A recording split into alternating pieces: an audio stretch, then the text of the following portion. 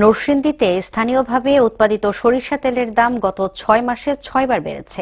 এতে সাধারণ ক্রেতারা পড়েছেন বিপাকে। কাঁচামাল সহ পরিবহন ও বিদ্যুৎ খরচ বাড়ায় তেলের দাম বেড়েছে বলে দাবি উৎপাদকের। সংকট নিরসনে উৎপাদন বাড়ানোর পাশাপাশি কাঁচামাল আমদানি সহজলভ্য করার দাবি তাদের। সংকট নিরসনে দ্রুতই ব্যবস্থা নেওয়ার আশ্বাস কৃষি বিভাগের। মাহবুবুর রহমানের প্রতিবেদন, জানাচ্ছেন সিফাত রহমান জেসি।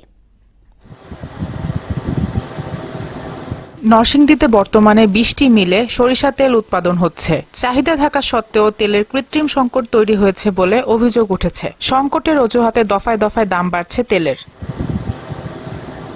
গত ৬ মাসে ৬ বার দাম বাড়ায় বর্তমানে ২৭০ টাকায় বিক্রি হচ্ছে সরিষার তেল। ফলে বিপাকে পড়েছেন ভোক্তারা। ৬ মাসে দ্বিগুণ বাড়া বাড়ছে। এইভাবে যদি সকল দ্রব্যমূল্যের দামই বাড়তে থাকে তাহলে আমাদের কি অবস্থা হবে? সরিষার তেলের লিটার ২৭০ টাকা বিক্রি হচ্ছে। এদিকে মিল মালিক ও খুচরা ব্যবসায়ীরা জানান, আগের চেয়ে বর্তমানে সরিষার দাম ৩ গুণ বেড়েছে। চাহিদা অনুযায়ী সরবরাহ কম হওয়ায় তা ভোক্তাদের কাছে পৌঁছানো যাচ্ছে না। বেশ কিছু সরিষা তেলের ফ্যাক্টরি আছে ছোট বড়, তারা তেল চাহিদা অনুযায়ী আমাদেরকে দিতে পারতেছে না, আমরাও নিতে পারতেছি না তেলের দাম বাড়ার কারণে।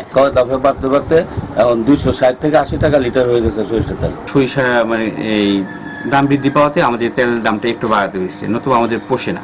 বাজারে নতুন সরিষা আসলে সংকট কেটে যাবে বলে জানিয়েছেন কৃষি কর্মকর্তা। সরিষার এখন এখন নতুন সরিষা প্রায় আবার আসবে, হয়তো আগামী প্রায় ১ মাসের মধ্যেই সেই সরিষাটা চলে আসবে। তো নতুন সরিষা আসলে আমাদের এই তেলের দাম অনেকটাই কমে যাবে।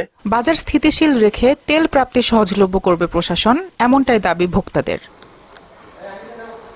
সিফাত রহমান জেসি, মোহনা সংবাদ।